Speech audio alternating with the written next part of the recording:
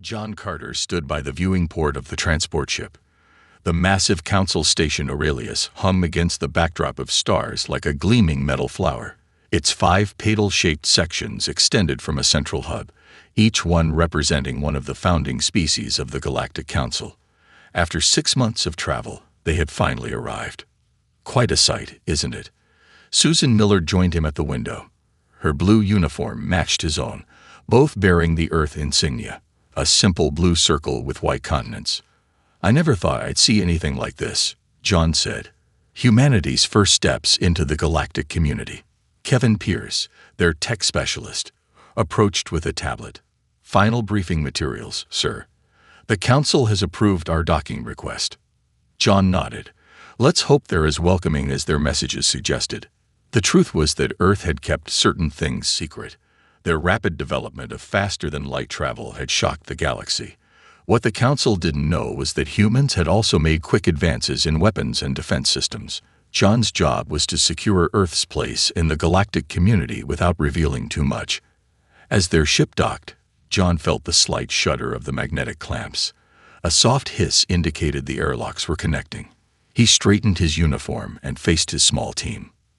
"Remember, we represent all of humanity now. First impressions matter."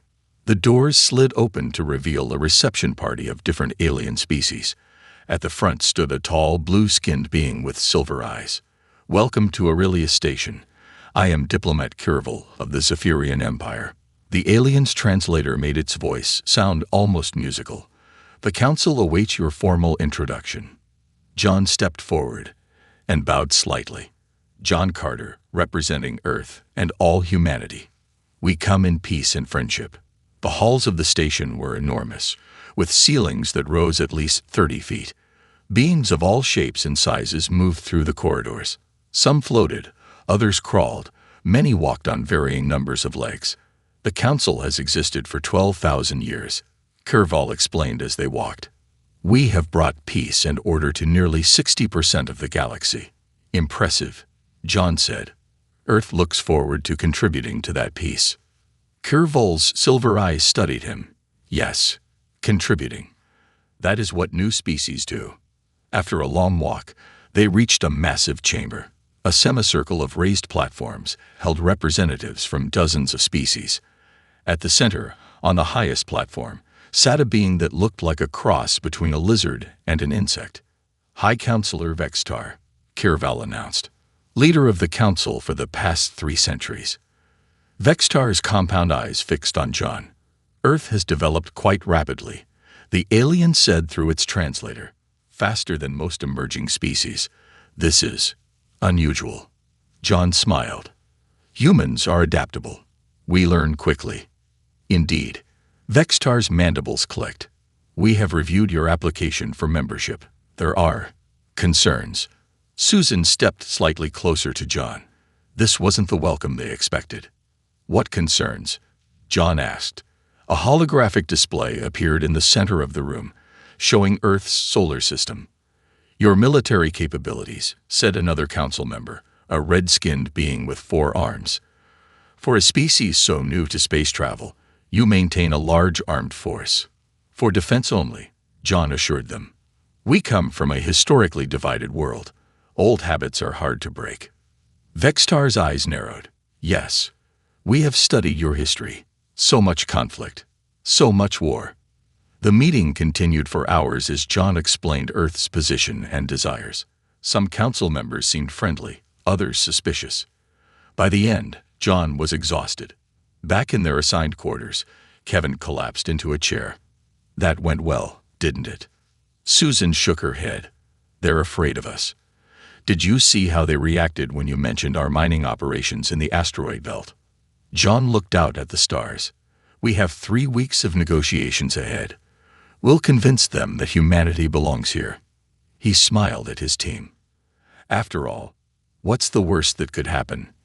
None of them noticed the small recording device hidden in the corner of their room, its light blinking steadily. 3 weeks passed quickly on Aurelius Station.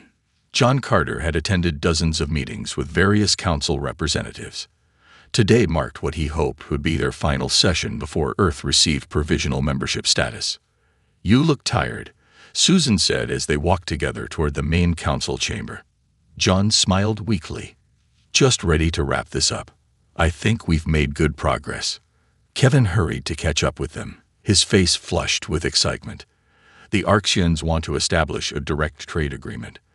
Their ambassador just told me they're impressed with our manufacturing techniques. That's the third species this week, Susan noted. Maybe we're finally winning them over. John nodded but remained cautious. High Counselor Vextar had been notably absent from their recent meetings. Something felt off. As they approached the council chamber, John noticed more security than usual. Tall, armored guards from the crawl species lined the hallway, their 4 eyes tracking the humans' every move. That's new, Kevin whispered. Inside the chamber, John immediately sensed the change in atmosphere. The usual buzz of conversation died as they entered. All council members were present, including Vextar, who sat rigidly at the center podium. Representatives of Earth. Vextar's voice boomed without using the typical polite greeting. The council has reached a decision regarding your application. John stepped forward. We're eager to hear it. Before that, Vextar continued, we must address certain discoveries. A holographic display activated in the center of the room. It showed images of Earth's military installations, weapons testing facilities, and what appeared to be classified defense systems. John's stomach dropped. Those were secured files, never shared with the council. Vextar's compound eyes fixed on John. You came to us claiming peaceful intentions while hiding your true military capabilities. Every species has a right to self-defense, John argued. Silence. Vextar slammed a clawed hand down. The council has evidence that Earth planned to use membership as a way to access advanced technologies for weapons development. Susan stepped forward. That's completely false. We've been transparent about. 2 crawl guards suddenly moved to block the exits. John realized this wasn't a normal meeting. It was a trap. By unanimous vote, Vextar announced, the council finds Earth's representatives guilty of espionage and conspiracy against galactic peace. The chamber erupted in shouts and accusations from various species. John tried to speak, but his microphone had been cut off. This is ridiculous, Kevin hissed. They're making this up. Susan pulled out her communication device. I'm contacting Earth now. She began typing rapidly as guards moved toward them. Humans represent a unique threat. Vextar continued above the noise. Your species develops too quickly, adapts too readily, and harbors too much aggression to join the galactic community. The guards reached them. One grabbed Kevin's arm while another moved toward John. Susan, send the message now. John shouted as hands seized him. Susan hit the final command just before a guard knocked the device from her hand. The emergency beacon activated, sending a partial message across space toward Earth. Betrayal. Council hostile. Carter Team in danger. Possible, EXE. The device clattered to the floor, where a guard crushed it under a heavy boot. Take them to holding cells, Vextar ordered. Prepare for a public trial. As they were dragged away, John locked eyes with Vextar. You're making a terrible mistake. The High Counselor's mandibles clicked in what might have been amusement. No, human. The mistake was allowing your kind to reach the stars. In the confusion, no one noticed the small Arxian representative slip away from the chamber, a copy of Susan's partial message stored in its own communication device. Back on Earth, defense systems detected the incoming emergency signal.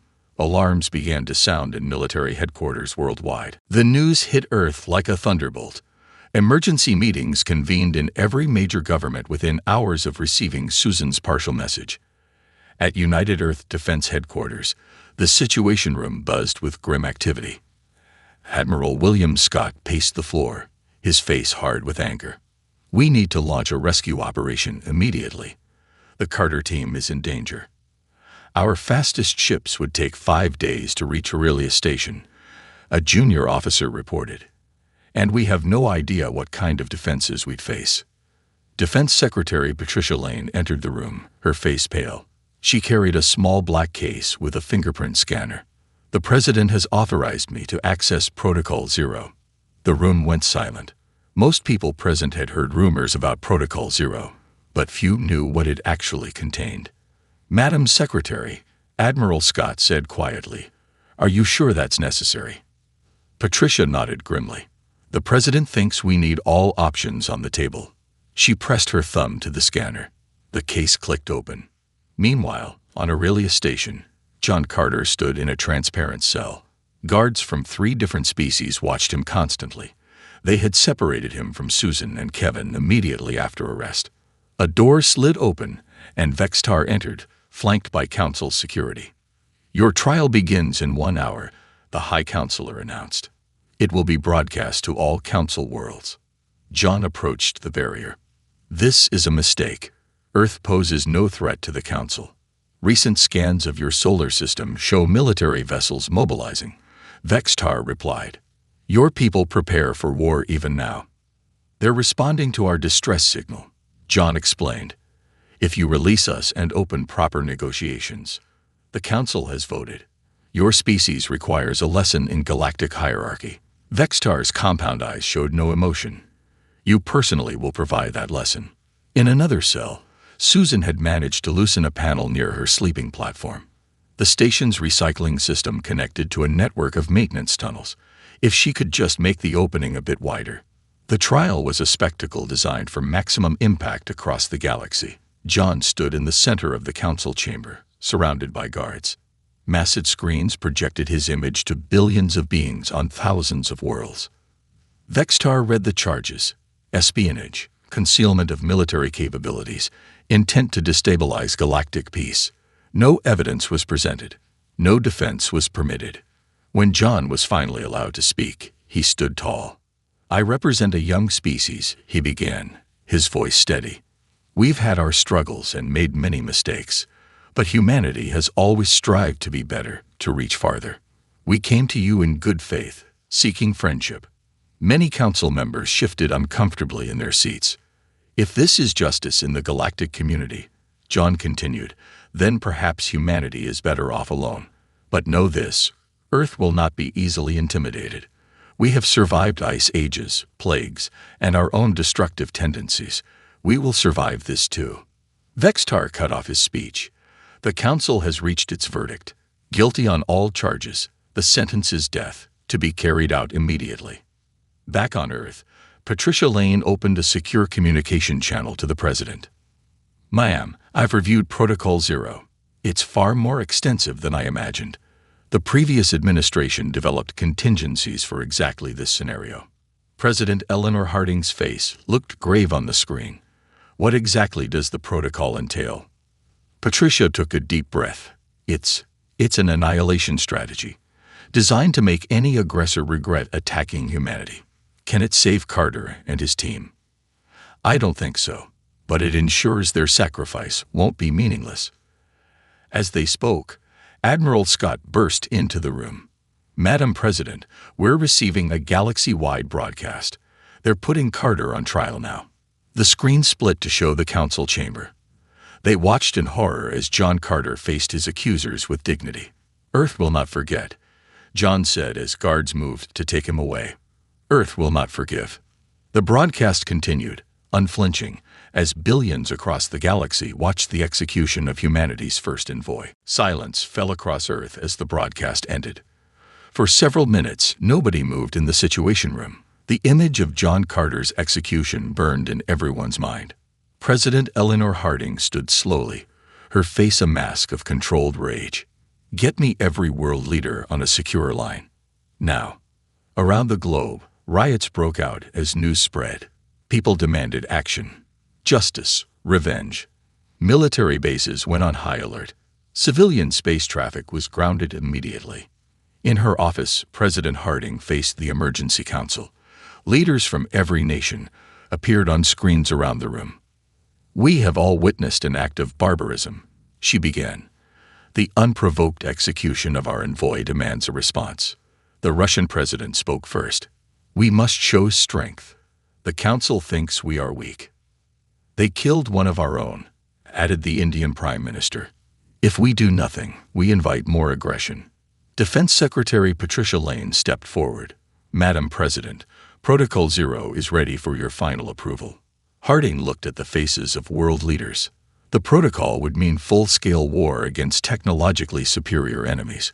We could be destroyed, or we could show them what humans are truly capable of, said Admiral Scott. Our hidden fleet is ready. Our special weapons are in place. For 48 hours, Earth's leaders debated. Reports from space indicated Council ships were already moving toward the Sol system. Time was running out. Meanwhile, on Aurelius Station, Susan Miller crawled through maintenance tunnels. After 3 days of careful work, she had escaped her cell. Now she needed to find Kevin and a way off the station. As she rounded a corner, she nearly ran into a small, green-skinned alien with large eyes. "Stop," the alien whispered. "Guards ahead." Susan froze, ready to fight. "I am Zithril, Arxian diplomat." The alien continued. "I help you." "Why would you help me?" Susan asked suspiciously. "Many on Council disagree with Vextar," Zithril explained. "The execution was wrong. Come with me." Susan hesitated, then nodded. She had few options. Zithril led her through back passages to a small living quarters. Inside, Kevin Pierce sat on a couch, his face bruised but alive. "Susan." He jumped up and hugged her tightly. "I thought you were dead." "The Arxians have been hiding him," Zithril explained. "Now we hide you too. Later, we find way to get you home." "Home might not be safe much longer," Susan said grimly. "The Council will attack Earth next." Zithril's large eyes blinked. "Maybe. But your people have time to prepare." Back on Earth, the final vote was unanimous. President Harding stood before a joint session of the United Nations. "Today, humanity faces its greatest threat," she said, her voice steady. "An alien council has murdered our diplomat and plans to subjugate our world." Cameras broadcast her words to every corner of Earth. "We did not seek this conflict. We came in peace." Her voice hardened. "But humanity will not bow. We will not surrender. We will not go quietly." She pressed her hand on a biometric scanner. "By unanimous agreement of all Earth nations, I hereby activate Annihilation Protocol 0. Across the planet, military bases hummed with activity. Hidden missile silos opened. Orbital platforms that had been disguised as research stations revealed weapon systems. Deep space beacons went dark as Earth cut all communications with the galaxy. In lunar bases and hidden asteroid facilities, ships that no alien species knew existed powered up. Special Forces units received sealed orders. Admiral Scott addressed his fleet commanders from a secure bunker. "The Council believes they know what humans are capable of," he said. "They're about to learn how wrong they are." As Earth prepared for war, Council ships approached the edge of the solar system. On the lead vessel, Vextar watched sensor readings with confidence. "The humans have gone silent," an officer reported. "Their primitive defenses activate." Vextar's mandibles clicked in amusement. As expected, begin the invasion. The High Counselor had no idea that Earth's silence wasn't fear. It was the calm before a storm, unlike anything the galaxy had ever seen. 3 days passed with no sign of human resistance. The Council fleet moved steadily toward Earth, scanning for defenses. Their sensors detected basic orbital stations and a small fleet of military vessels gathering near Mars. "Their technology is primitive," reported the Crawl commander to Vextar. "They have some nuclear weapons and energy shields, but nothing that can stop our fleet." Vextar watched the tactical display with satisfaction. The execution of their envoy has broken their spirit. "Prepare landing parties for Earth. We will establish direct control of their governments." Throughout Council space, the invasion was the main topic across all communication channels. Most species believed the conflict would end quickly. Humans were seen as an unfortunate but necessary example of what happened to species that didn't know their place. Then everything changed. On 5 major Council worlds, at exactly the same moment, massive explosions tore through military installations, space docks, command centers, weapons factories, all erupted in balls of fire visible from orbit. On the Zephyrian homeworld, Supreme Commander Calivor stared in shock at reports flooding in. How? There were no ships, no warning, nothing on sensors. Emergency signals poured in from across Council space. The pattern was always the same. Key military targets destroyed with no attacker detected. On his flagship, Vex-Tar raged at his officers. Find the human ships. They must have some kind of cloaking technology. There are no ships, High Counselor, a science officer replied nervously. Whatever weapon they used, it's unlike anything in our records.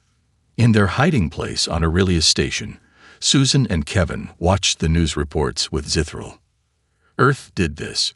Kevin asked in amazement. Susan nodded slowly. Protocol 0. It must be. I heard rumors about special weapons research, but nothing this advanced. Zithril looked troubled. Your people have hidden much from the galaxy. Just as the Council hid their true intentions from us, Susan replied. Back on Earth, Admiral Scott met with President Harding in a deep underground bunker. First phase complete, he reported.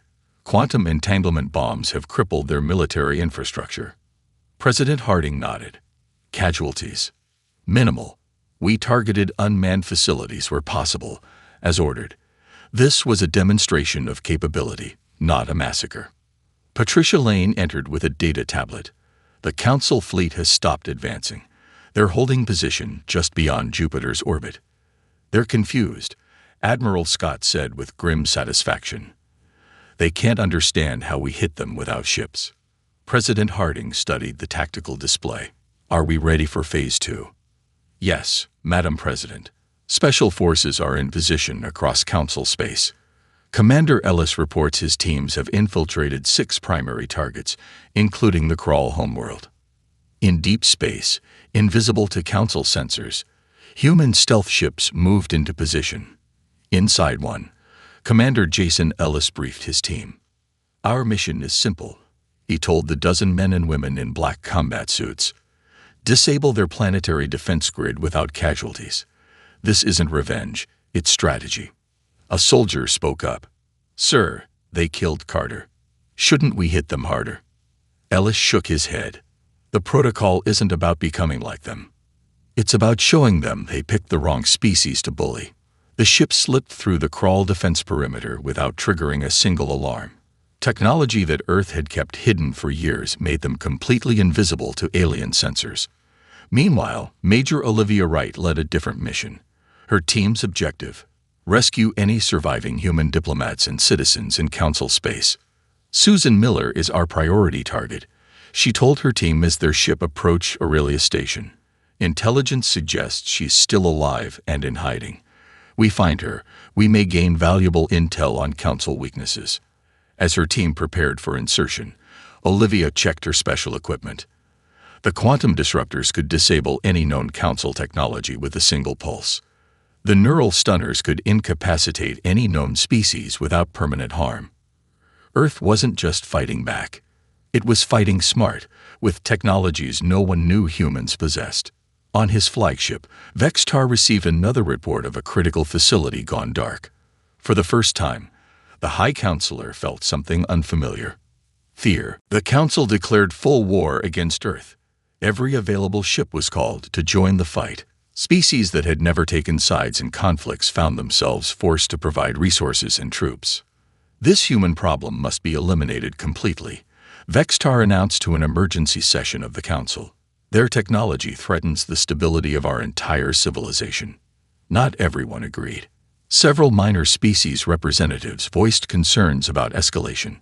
The Arxians openly questioned the wisdom of the initial execution. Vex-Tar silenced them all. Any who stand with humans stand against the Council, he declared. On Aurelius Station, Susan and Kevin prepared to move. Their Arxian friends had warned them that station security was conducting room-by-room searches. We need to reach Docking Bay 12, Zithril explained. A cargo ship leaves for the outer territories in 3 hours. The captain will hide you.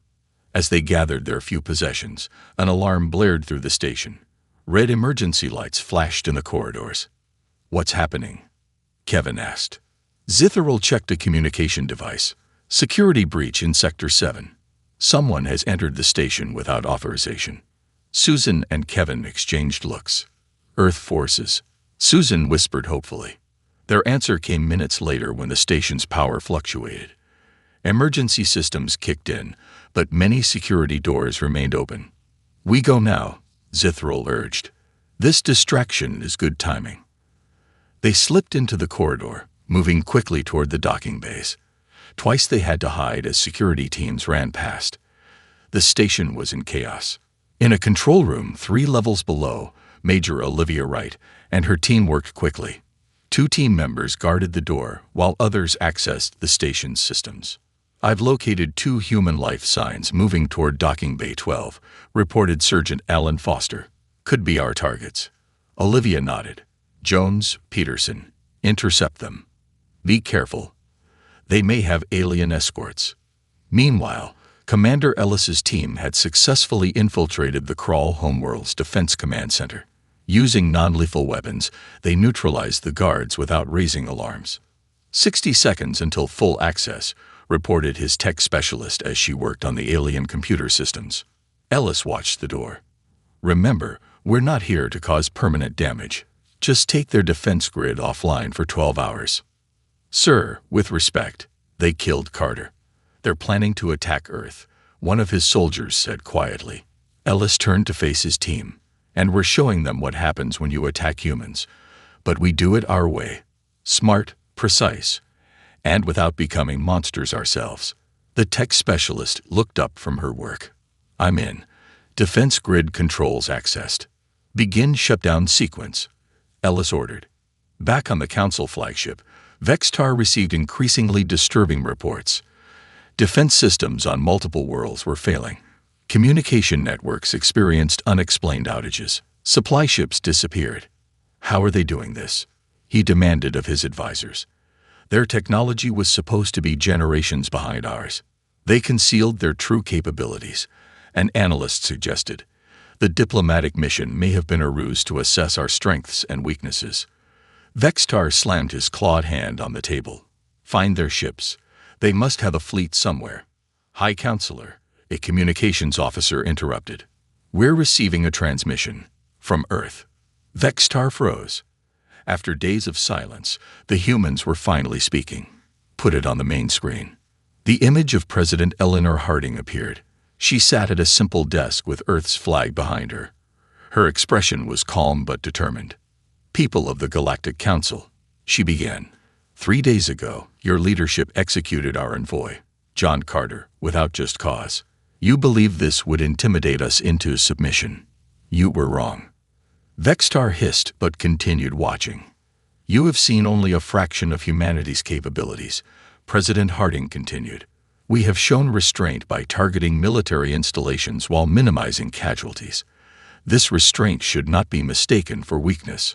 She leaned forward slightly. "The Council has 24 hours to respond to our terms. After that, we will demonstrate the full extent of the Annihilation Protocol." The transmission ended, leaving Vextar staring at a blank screen. "What are their terms?" he asked quietly. The communications officer looked up nervously. "They didn't send any High Counselor." For the first time in his 3 centuries of life, Vextar felt true fear grip his heart. Chaos erupted in the Council chamber. Representatives from 50 species argued loudly about how to respond to the human ultimatum. Some demanded immediate surrender. Others called for an all-out attack on Earth. Vextar watched silently from his elevated position. His authority, once absolute, was crumbling. "The humans have not even sent their demands," shouted the Zephyrian delegate. "How can we respond to terms we haven't received?" The Krull representative stood tall on his 4 legs. "This is clearly a trick. While we debate, they disable more of our defenses." An aide approached Vextar and whispered urgently in his ear. The High Counselor's compound eyes widened. "Silence." Vextar's voice boomed across the chamber. "We have just received the human terms."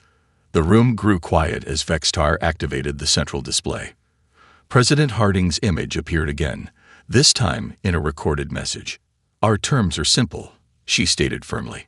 "First, the immediate dissolution of the current Council leadership. Second, those responsible for John Carter's execution must face justice under interspecies law. Third, acknowledgement of Earth as a full and equal member of a reformed galactic community." Murmurs spread through the chamber. Finally, President Harding continued, "We demand recognition of our sovereign right to defend ourselves without interference." The recording ended. Before anyone could speak, another transmission cut through all channels.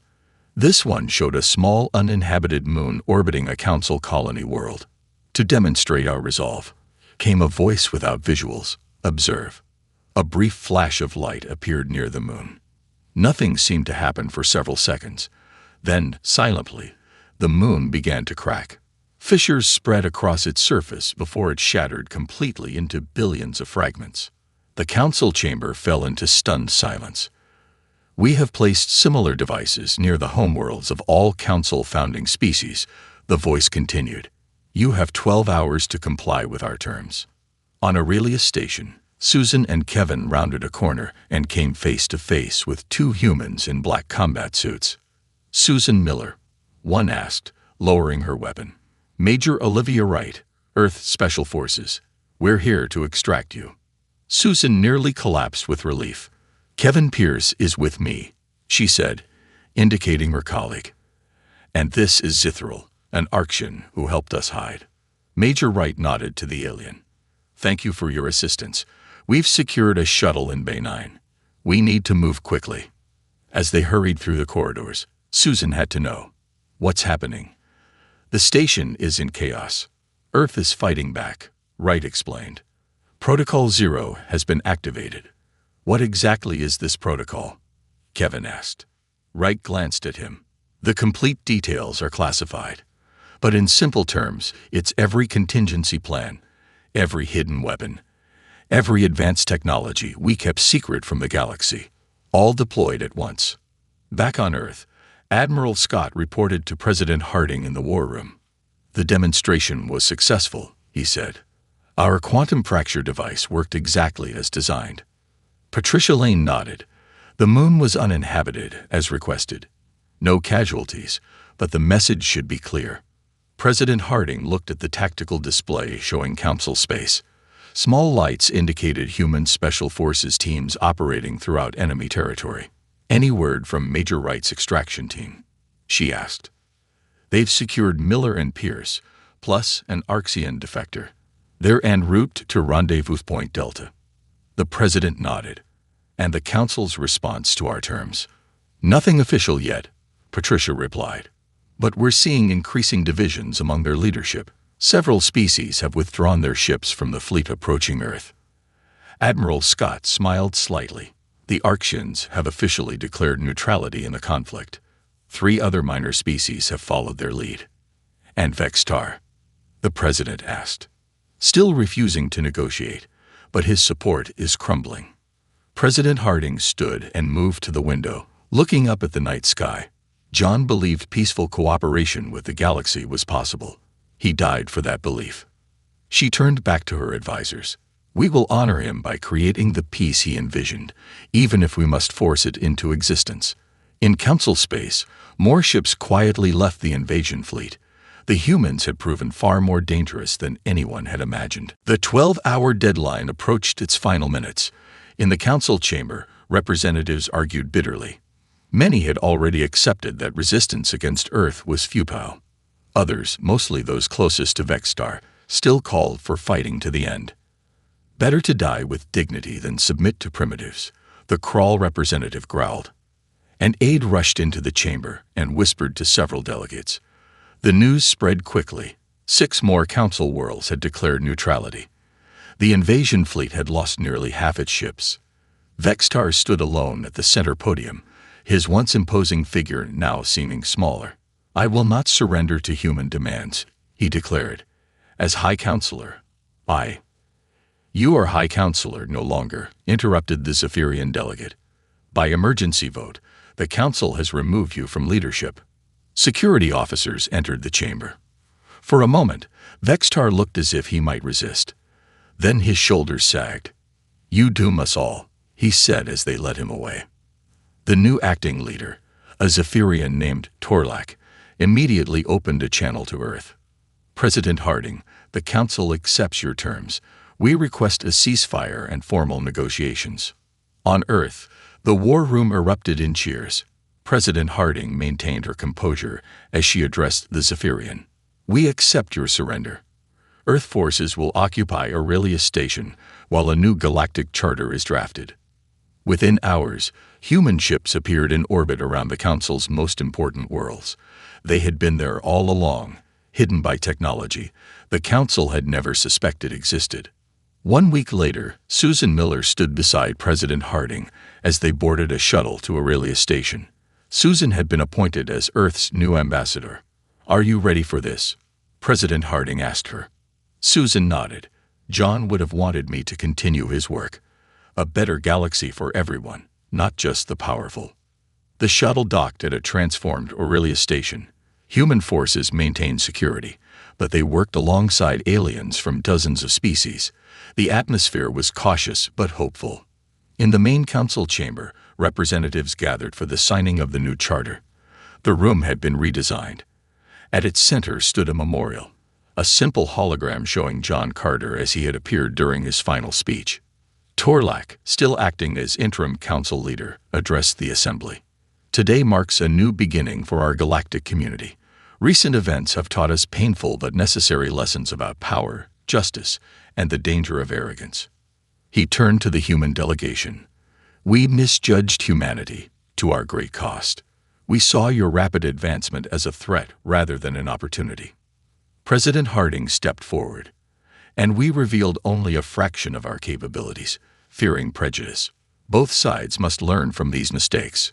The new charter was signed by representatives from every species, including many that had previously been excluded from full council membership.